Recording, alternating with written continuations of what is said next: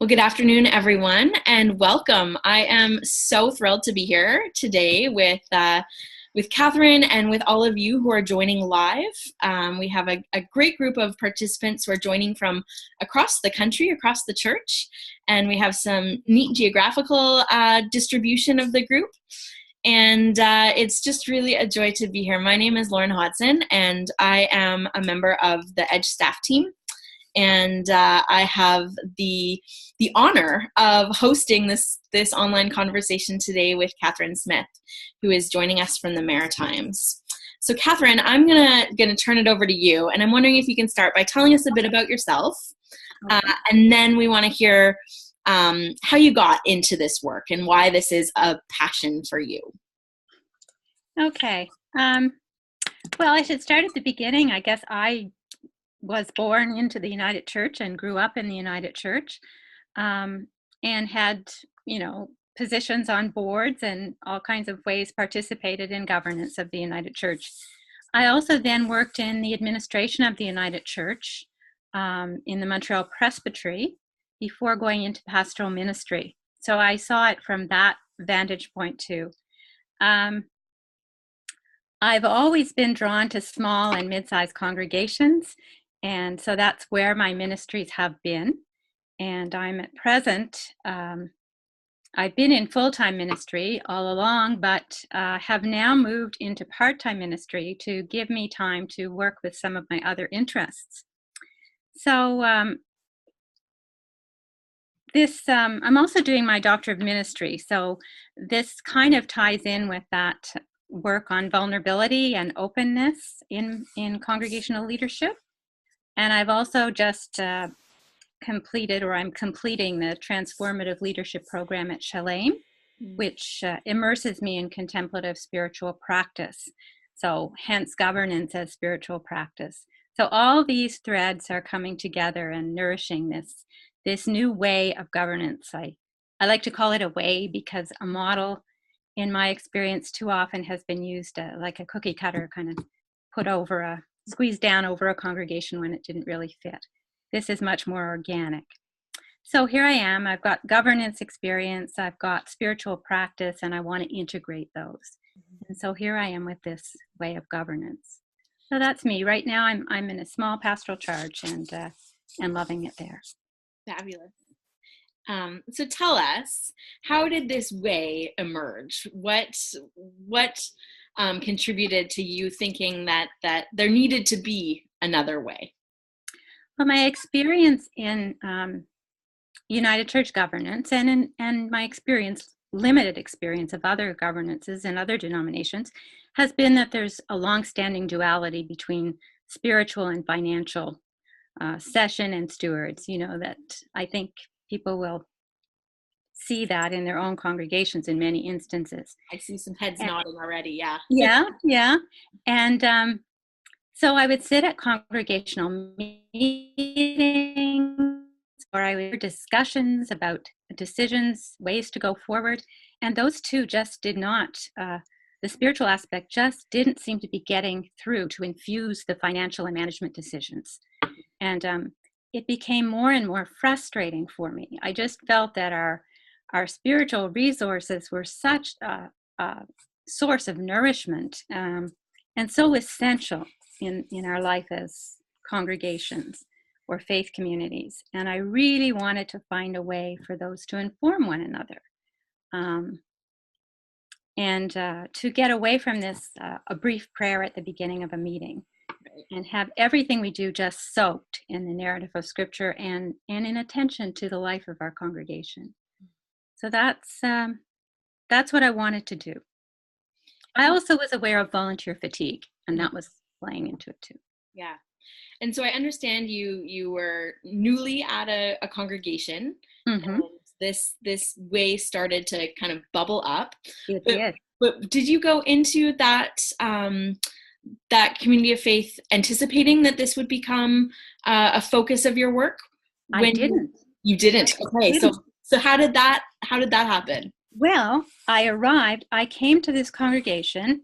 I was attracted because they had sold their old historic building It's a was a 2-point congregation. And when I speak, I'm speaking of the one point in which this model was developed. Mm-hmm. The two congregations had very different personalities, very different needs. So I'll talk about a congregation, but really it was a 2-point pastoral chart. Okay. So the point in which this was developed had sold their historic building. When I came, they were worshiping in rented space, and they had an office in another rented space. So you can imagine it was a place of some anxiety and some sorrow too. They'd made a brave decision, I think, but they were living into it, and it wasn't easy. And that didn't surprise me. I was ready for that, and I felt called to that. But I did, of course, experience the volunteer fatigue and the fatigue of anxiety there. So what I began to do was to let the committees kind of devolve. Rather than panicking every time, sort of one person withdrew or just became too overwhelmed to continue, I just kind of let that happen. Mm. And tried to reassure people as we went along. And out of that, I began to think, oh, we need something. This is not going to work the way it was. Maybe this is the time to start this integrating. So I really embraced the letting things go and did a lot of kind of that informed worship. It just seeped into congregational conversations. At the same time, I started to nourish small group ministry. Sort of, we had what I called Quetzal groups.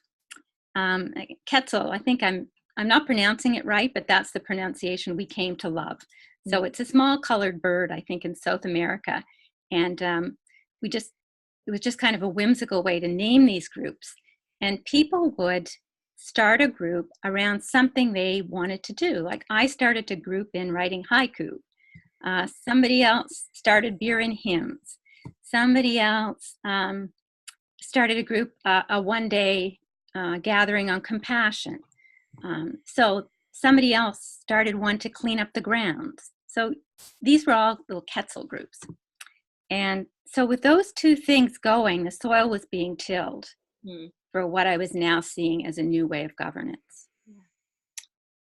So late in 2013, I arrived in January 2013. So by April, I was starting to have a hint of this. So we asked the congregation, the executive actually, no, the council to approve a new process, to an investigation into a new way of governance. And they did. And in September, after bringing some names to the congregation, we formed what was called a bubble group. It wasn't the only bubble group we formed at that time. We formed two, but I'll focus on this one. A bubble group is a group that comes together, and I don't know, I just thought up a bubble group, I think. I'm not aware of having this come from anywhere else, but if it did, well, I'm sorry. Bubble groups come for 6 weeks to 2 months. They meet every week. They work intensely. And when their work is done, they disperse like a bubble. They're just gone. So this is the group with which I really got down to the nitty-gritty of the model or the way. So that was it.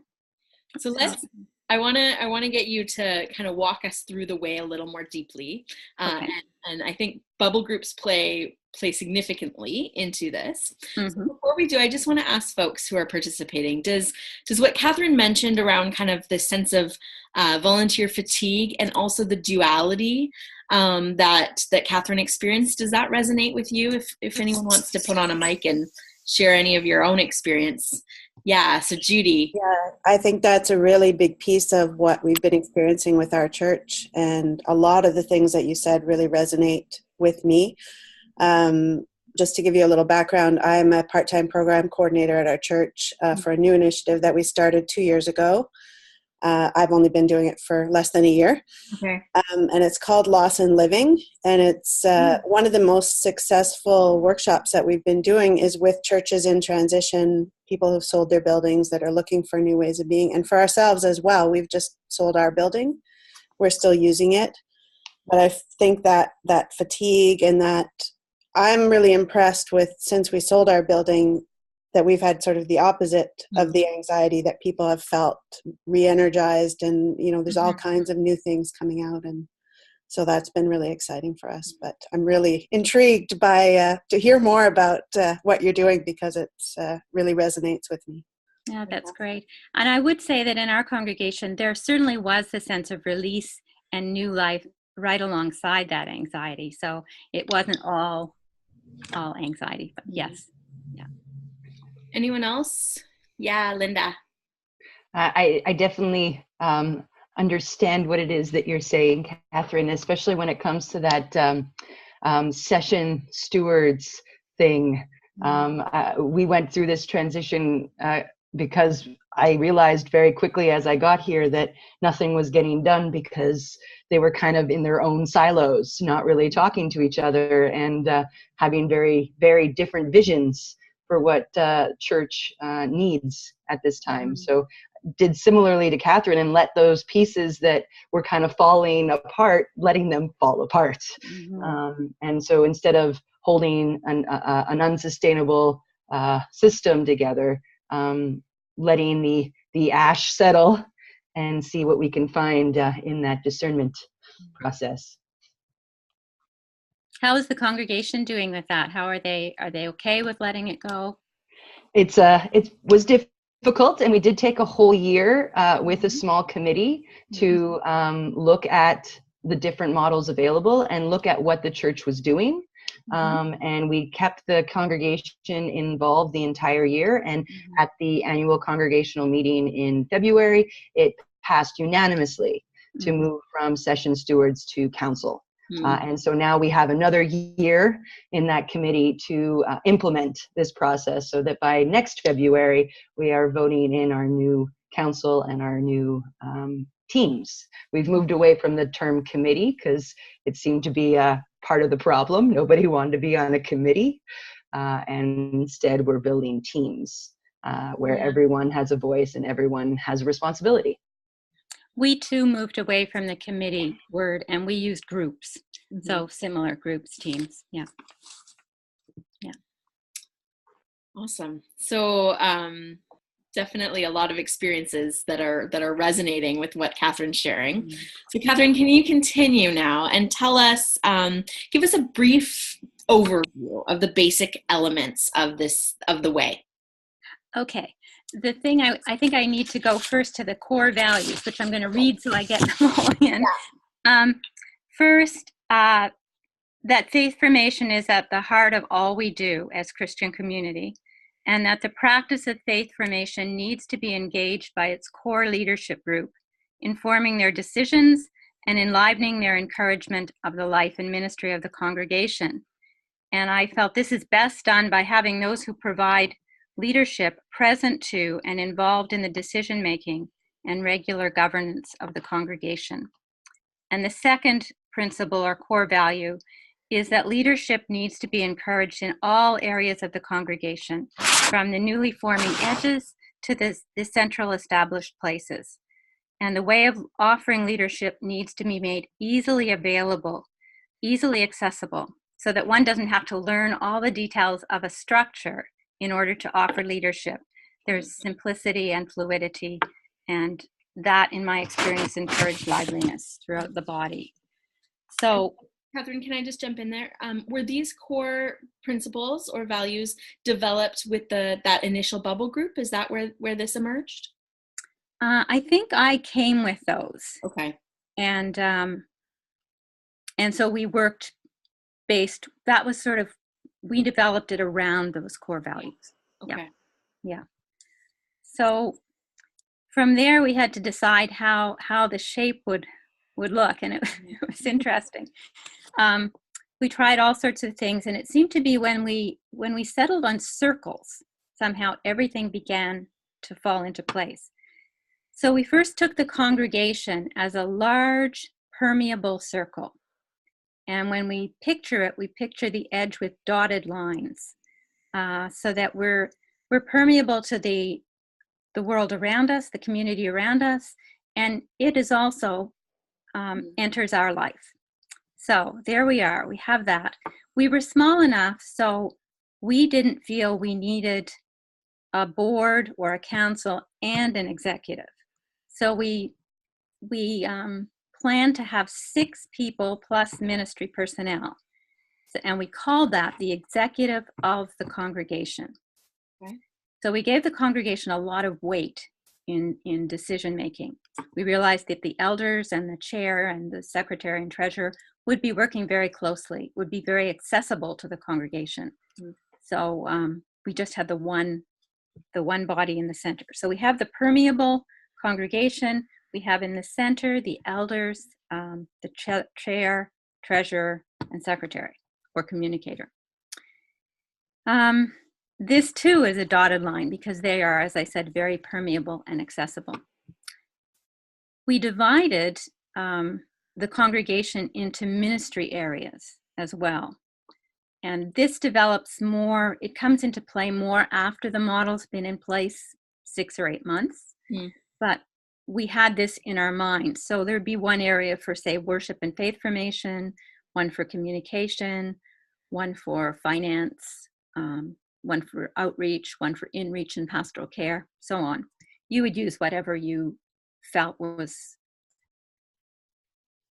the most in your own congregation. We also knew that we had to have M&P and trustees, not on the executive, but liaising to the executive. So we had to have intentional liaising between those 2 groups.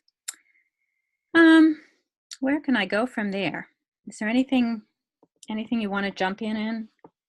Well, I'm wondering, as this was starting to develop, were folks who are already in those positions, did they stay in those positions? No, they didn't. We had a lot of conversation. The bubble group had been approved, so we knew we were going to be looking for a new structure. And between the time that the bubble group was approved and that was September, and it was in February that we finally brought the new model to a vote. Okay. Way to a vote. In the interim time, we did a lot of education, conversation, communication with the congregation, so they knew what they were going to be voting on. And we stressed that it was organic, that it was still developing, so that they would have input and they would see it change and grow. So we came with the basic elements, and we didn't bring it to the present governing body for approval. Okay. We brought it to the congregation. Yeah. So, and I think that's important because you really can't ask the governing body that's in place to vote for a new body. Yeah. So part of the decision was that the old model and the people involved in that, it would all disperse, and we would begin with new people. As we continue to hear Catherine illustrate this and hear it unfold, I just want to give space for any questions. Natasha, yeah. You want to unmute yourself? There we go.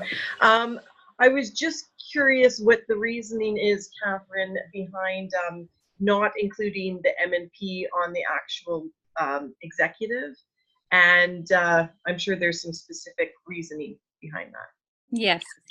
Well, one thing is that we want to keep this executive group, or whatever you choose to call it. As I said, we thought of it as executive of the congregation, but could be board, council. It's not a representative government or governance. So if you start having one representative on the governing board or the governing group, then you would need to maybe have a trustee there, and then maybe you'd want to have an outreach committee. So it very easily becomes representative again. It's not to say that you couldn't. You certainly could do this and have it in that way, but you just need to be conscious of the evolution that might start in motion. So that was why it was intentional to keep it small and nimble, and to not start to edge back to a representative model. And Judy? So that being the case, what were the qualities and the needs that you were trying to fill by the people who became the executive? What were the criteria for those people to be involved? Okay.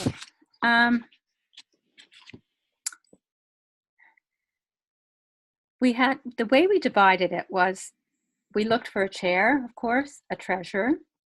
The treasurer, the qualities of the treasurer would be pretty self-explanatory, but the secretary we called a communicator because he or she would liaise with the communications area of the church. So that person also did continue to take minutes, but had to have also an ability to work with the various communication tools, communication groups in a congregation. So that was what we looked for there.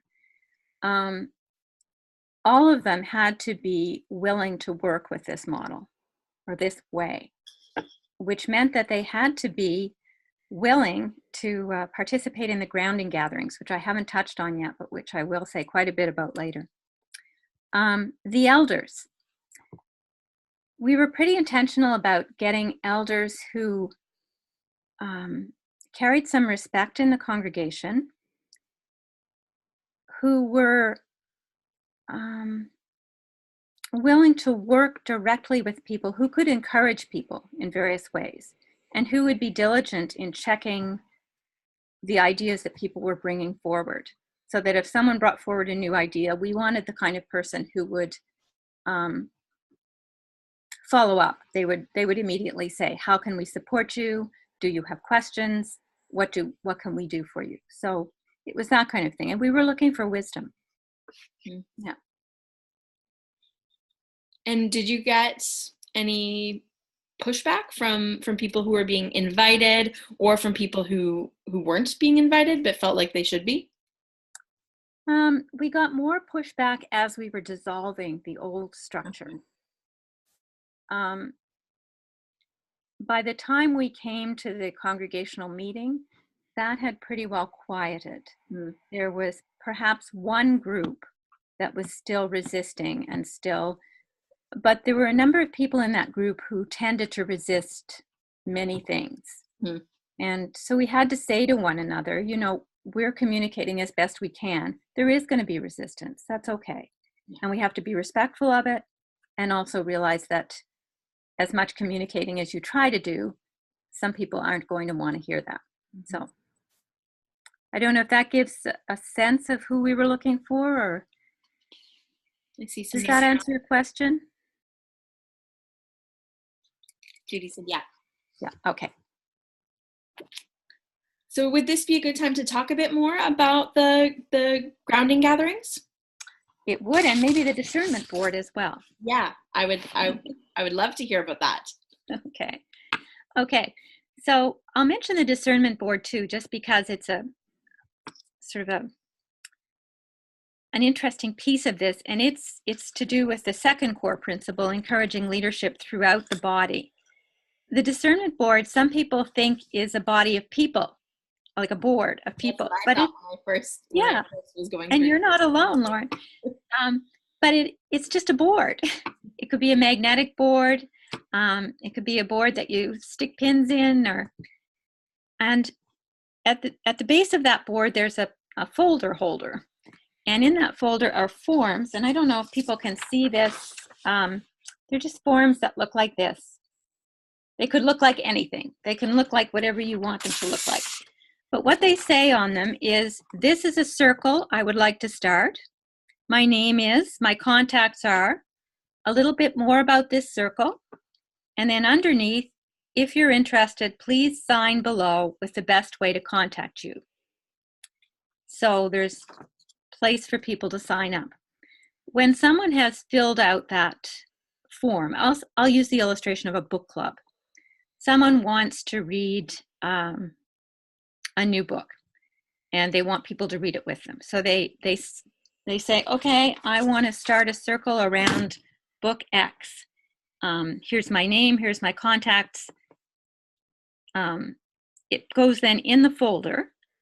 An elder, here's where the elders have to be quite proactive. Every Sunday, one of those elders has to check the folder.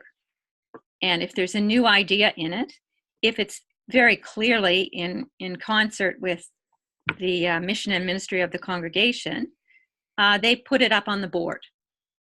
And then it begins. People can sign up. And the person who initiates that takes leadership. The council or the executive don't have to do anything else unless they're asked to. If it requires money, a significant amount of money, it comes to the council or the board or the executive before it's put back on the board. Okay. And they make a decision. What we did was to allot a specific portion of money so that, and we really kept in touch on that, so that if they required $50 for something, it could still go immediately on the board. It didn't have to come back to us. So we allocated a significant pot of money just for that, to streamline it. And it seemed to work really well. We stayed within the amount, well within the amount, and yet people were freed to do that. So that's what the Discernment Board is. The interesting thing about the Discernment Board is at the end of a year, say, you can look at that board and what's been on it and have a kind of picture of who you are as a congregation. Because what are you doing? What's appearing on that board? Well, you may have thought you were this, but when you look at the board, how you're spending your time, where your passions are, you're really, this is your personality. And it helps you. That's why we call it the Discernment Board. So, the grounding gatherings. The grounding gatherings gets at that first piece of how essential faith formation is in our life as a congregation. And the idea is that we take a piece of the narrative of Scripture and a piece of the narrative of the congregation, something that's going on in the congregation, either historically or last Sunday or something that's coming up, and we try to talk about it as we talk about a piece of Scripture. And there are many, many ways of doing that, and I'm working on a resource now to just lay out some of the ways, some of the encouraging questions, some of the ways to begin and end a grounding gathering, all that kind of thing, because everybody on the governing circle takes a turn in leadership of these grounding gatherings. It's not just the ministry personnel. So here's another level where leadership is being encouraged. And that's the grounding gathering. The grounding gatherings meet 8 or 10 times a year, say once a month from September to May or June. And there is no business. No business is discussed at those meetings. We don't problem solve. Though we may find answers to problems, we don't problem solve. We don't expect to come out with that outcome. And we really, really have to hold to no business at those meetings. So there are questions about that. Yeah, let's pause for some questions.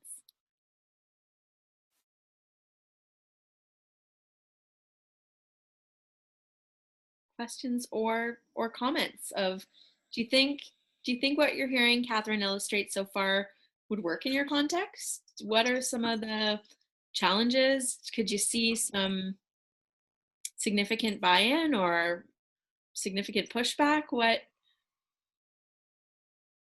Yeah, Judy.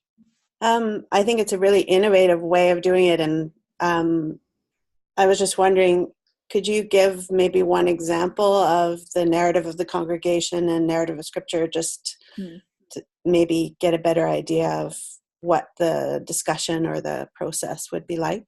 Sure. You could take the story of the Exodus, say, and you could identify 4 points, say, release from captivity, traveling in the wilderness, being on the holy mountain, and then having to come down off the mountain and go further. So you might just read that. You might have various people read it. You might go into it through Lectio Divina, but you would have those 4 points. And what I did with a group not too long ago was I had them identify those points in their life first. And those I made clear we would not share in the group. They would be personal and private to that person. And then we went through those same 4 points with the life of the congregation. So where did you see captivity in the congregation? What did it feel like to be free of captivity but in the wilderness? When did that happen in the life of the congregation? When were you on the mountain? And how does it feel to come down? And where were you called to when you came off that mountain? So if you had 4 people, you might get 4 different, very different narratives. Yeah.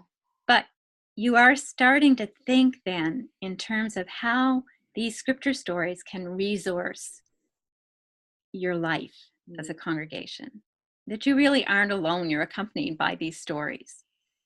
So does that make sense? Good. Any other questions or some comments or feedback at this point? Natasha. I just noticed that many congregations really struggle with determining where they are and where they want to go as a church based on their, based on who they want to be, how they want to minister, what their faith is. And so I think that these grounding gatherings have a lot of a way of encouraging that sort of reflection, where you want to be going. In a way, it's a little mini sort of spiritual discernment each time you gather, I would think. It is. And you're developing the language to talk about discernment and the tools for discernment without sitting down in a panic and saying, oh my land, we have to decide, set this goal or decide this thing. You've already just been immersing yourself in this. So it, although it may not seem specific at the time, when you come to the decision, you somehow find yourself having been prepared to make it in a way that many other ways of governance don't prepare you. I think the discernment board too, as I said, is also a good tool for seeing where you are and where you're going as a congregation. Are you able to add anything? What are you putting up there? So, yeah. Sandra, I see you're unmuted. Did you want to jump in? Yes, I'm just wondering, I think the church that I am a member of would have a really tough time with some of this, because they're just so business oriented, and every council meeting is very business. I mean, we have the minister there who does pray us into the business of the church, but I wouldn't say it's just heavily slanted toward the finance discussion every council meeting, but very business structured. And I just wonder, maybe I missed it somewhere along the way, the discernment board model, is that the only board model at your church, Catherine, or you still have kind of business meetings of the church monthly? Or just maybe you could describe a little bit more of what your council meetings look like. Our council meeting, we have both. So when people sign up for this, they're signing up to do twice as many meetings. Okay. That's what it sounds like when you go into it. But in reality, one of the offshoots of it is that meetings seldom go over an hour and a half. Business meetings, that's been one of the surprising offshoots of this, is that business meetings are significantly shortened. For some reason, having the grounding gatherings, which are also about an hour and a half, seems to somehow help us to move more fluidly through our business meetings. But we have business meetings, yes, regular business meetings. Okay, thanks. Does that... Right. Yeah, that helps clarify. I was just wondering. Yeah, certainly grounding gatherings are just one facet of this. They don't replace business meetings. Do you find at the business meetings, though, that the conversations that were had at the grounding gatherings kind of weave their way in? Yes. Yeah, I would imagine that. They do. And even if they don't, even if they're not articulated, you can sense that they're there. I know somebody the other day said to me, we know one another now as a gathering, as a governing group, in a way we would never have known one another had we not been doing these grounding gatherings. And this is someone who resists the grounding gatherings, and yet he's starting to see. So that was a delight for me to hear that. So, and I think that's why the meetings go more quickly, because we just have that trust, I think, now. Is that any follow-up on that one, Sandra? No, not really. Like I think we kind of opened the conversation of thinking, the duality, and certainly the duality exists in the congregation that I'm in. We have more business and finance, and then the spiritual component, and the ministry, concept is that everyone's in ministry. I think stewardship doesn't have to necessarily look like it's supposed to be just finance, though. And so sometimes our understanding of stewardship maybe is too narrow, that we can steward all of life, right?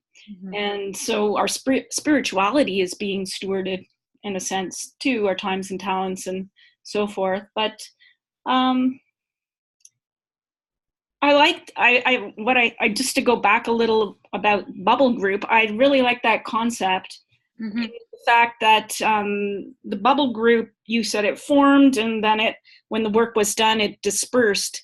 And that kind of theologically, has a little bit of sense of sort of the death and resurrection piece. Like we come together to build something, and we kind of let it go. Like that's stewardship as well, I guess.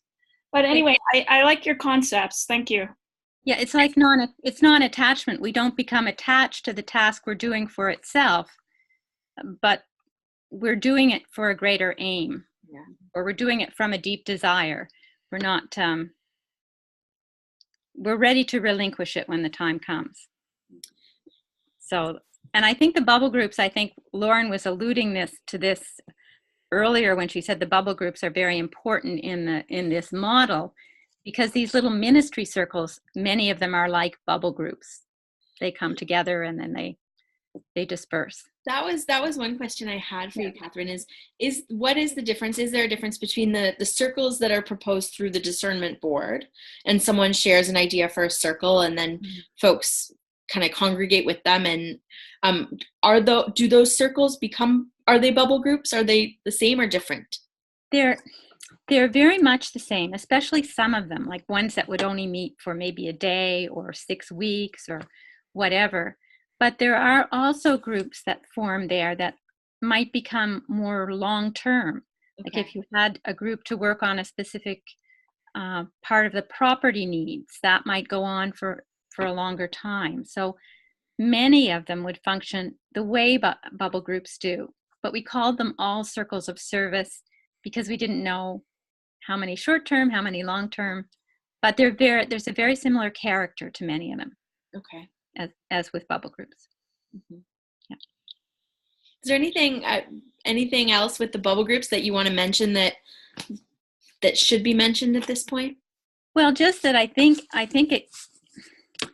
it really releases a lot of energy, because how many people have said to me, I was able to step up for this bubble group. If you had asked me to do this for a year or 6 months even, I couldn't have done it. My life is too busy. But I could see taking 6 weeks to do this piece of work that I could commit to. And so I feel grateful, because I was able to give something that I wanted to give, but I was never able to if it was a huge, long commitment. So I've had that response a number of times. And part of me imagines that the nature of a bubble group, it being a shorter term commitment, would help this way to feel more approachable, more accessible to newcomers to the congregation, or to folks maybe who are unchurched, who feel like they don't want to jump in too far, not knowing what they're getting into. Exactly. Did that? Yes, Yes. And the bubble groups are, I mean, the circles are encouraged to, invite your friends, invite other people, do work in the community. One of them was serving breakfast at a local elementary school. They were part of the breakfast program there. So there was a circle of service around that. And that was one of the longer term ones. It went sort of for the school year and then began again the next year. But, and that included people from the church and people who weren't necessarily from the church. So there's that openness and that, that permeability. Exactly. Yeah. Yeah.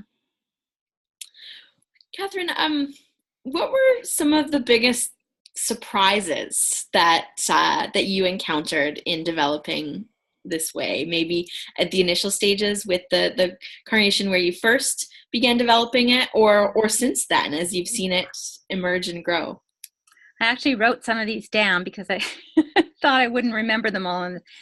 Well, first, in the place where it was first developed, for me, how deeply it changed the culture in a very organic way.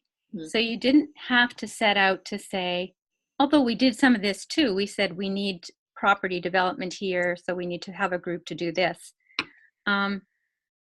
It just changed our discussions. It changed our congregational meetings. It calmed anxieties.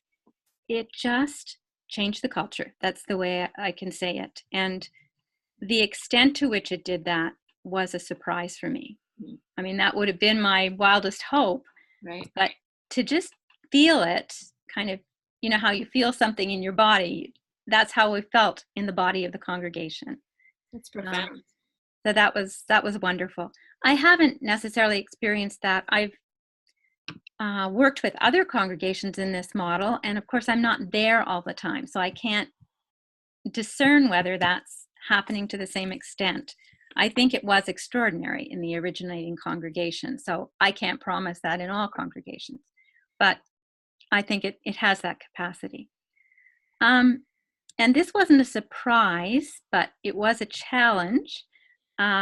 How deeply resistant some people are to exploring scripture and the narrative of the congregation, of kind of tilling the soil.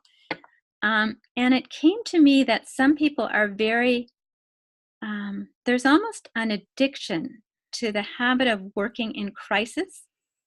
And there's a certain power, I think, that gives people maybe an adrenaline rush to living on the edge of crisis.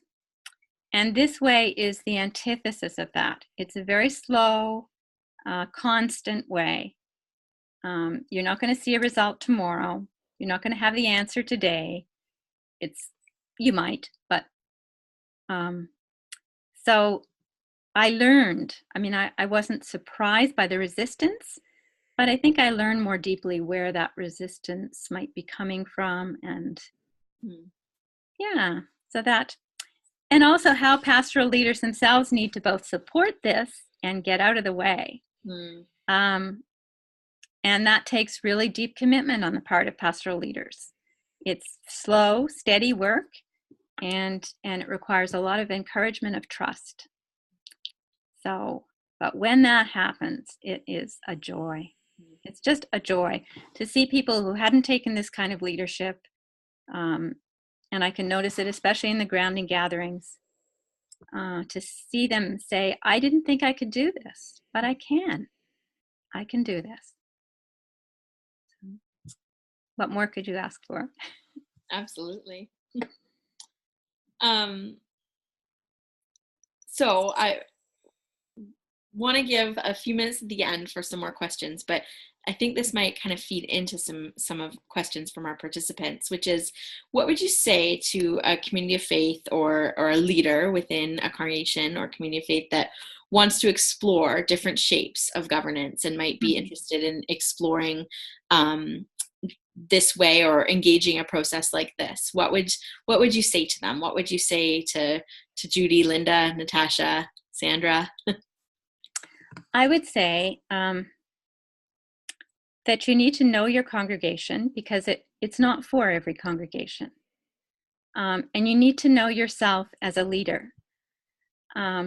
or you need to know the leadership of your congregation. Whoever is going to be the team bringing this about needs to have a long commitment.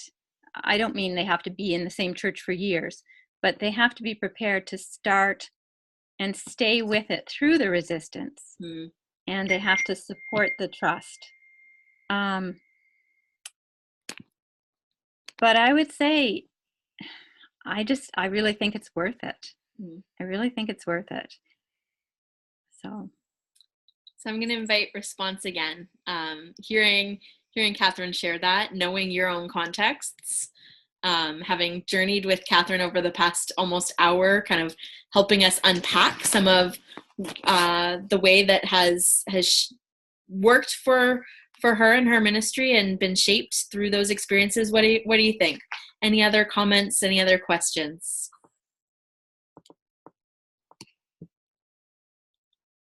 Natasha. Just knowing, at least in my context, that a lot of people who are on the council have been there in various capacities for a long period of time, so they kind of tend to move around from position to position, and same thing with the committee members. I'm wondering what sort of the terms are for the leadership executive, and or how do you encourage sort of turnover and new people to take that on, and how do those people get appointed or elected? Great question. Yeah, well, we didn't term in the beginning. Often it's best to introduce this as a trial. So all the congregations I've worked with have introduced this as a trial of at least a year. And because after that, then the congregation has to vote on whether they want to accept it as a long-term model. And then they have to go to presbytery, because this is not in the little book of models that the United Church has put out. So we didn't term at first, but after we had been in the model, I guess we had a year of the trial and then a year of the adopted model, then we began to talk about terms. And we staggered the terms so that there would be, everybody wouldn't turn over at once. Right. And that, does that answer your question, Natasha? Yeah, it does. Or part of it. I know you said also that you tried to not have people who were on the existing governance body to do the trial and start this new governance model. Well, again, kind of wondering I recruit. Just let me say, we wouldn't preclude someone who was on the existing model, but we dissolved that and started afresh. So if there had been someone from that older model that had the gifts and the support of the congregation to go into the new way, they would be welcome. But we just didn't bring them on because they'd been on the old model. Or does that make sense? Yes. Yeah. Thank you. And Judy, did I see you raise your hand a moment ago? I did, and I just wanted to share, I think, a little bit again about having the changes that we're going through and seeing new people that are coming in and starting to feel comfortable to suggest and be inspired, and that experience of being able to allow people to have the ideas. I think that idea of circles is really a helpful one, and hopefully something that we can take back. We did a congregational lunch in March to say goodbye and welcome to our old way of being. And, it's a very slow progress right now, or a slow process. But one of the things that we did was hand everybody a leaf to say, what are you bringing? What do you see that our church should be as we go forward? And it is this idea of new growth and new hope, and people are really latching onto that and wanting to. I was amazed. I was really inspired by what people were willing to offer. We didn't expect that people would because of the volunteer fatigue and all the other things, that people are resisting being on committees, and it's really hard when anybody wants to step down from anything, to see all these wonderful skills that people were offering and wanting to do because it wasn't tied to a long-term commitment. So Exactly. so I it's think been really exciting. yeah, it just really releases energy where before energy was drained. And I think the difference is that people now are, they're offering from their passion rather than from duty. And duty drains. It's, if there's too much dependence on that way of operating, it just saps the energy. And I, in addition to working for Edge, also serve half-time in a church congregation here in Toronto. And Linda, we also have teams similar to what you were mentioning at the beginning.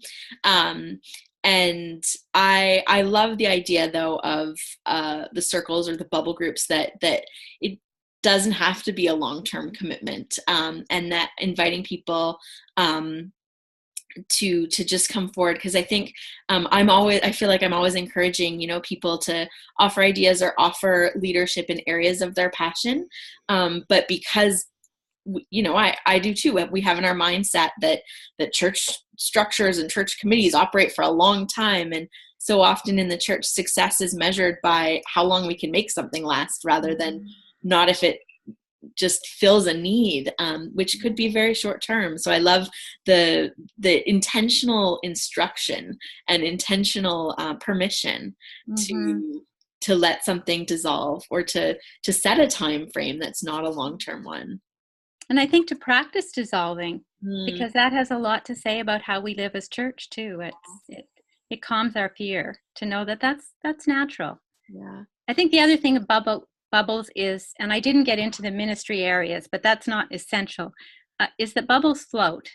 So, bubbles can be formed of someone from outreach and from faith formation, and, they come together and they work on a project together, and then they disperse. Or you might have communication and stewardship come together, and, they might be a bubble and they float together for a while, and then they float apart. So yeah, it's a lovely way of thinking.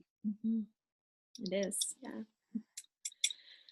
Well, it is 2:00 here for me Eastern time, 3 for you, Catherine, and we have used quite joyfully this hour.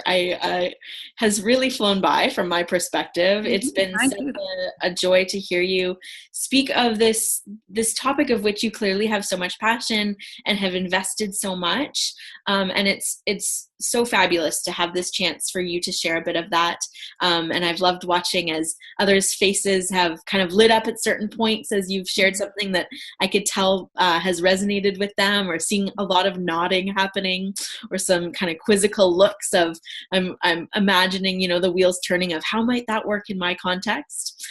So thank you to our participants for being here and for engaging and being in conversation. As I mentioned, we have recorded this session, so you'll get the link to that, and you can pass that on to others who might find this interesting. Watch it again, as I mentioned. And I also have Catherine's permission to put in the chat box here. So I'm going to put in the chat to everyone Catherine's email address. So I've just put it there. If you hover on the bottom of your screen, you should see a chat option. If you click that, you'll get a bar up on this side. Can I get some nods? Do you see that? Yeah, okay. So I've put Catherine's email address in there, and I'm also going to put, Catherine has a blog, and so has given me permission also to put that in the chat box. And I understand Catherine said that there aren't a ton of posts yet on governance, but that there are many posts, but not on government. Okay. So there is the blog. I do have materials, so that if somebody emails me, there are questions I can answer. Awesome. So as I always say in these conversations, I mean, this is just a seed that is being planted, a spark of a much bigger conversation, and to encourage you to really see this as one point on an unfolding journey that each of you are having with different governance structures and different practices of spiritual practice. And please do follow up.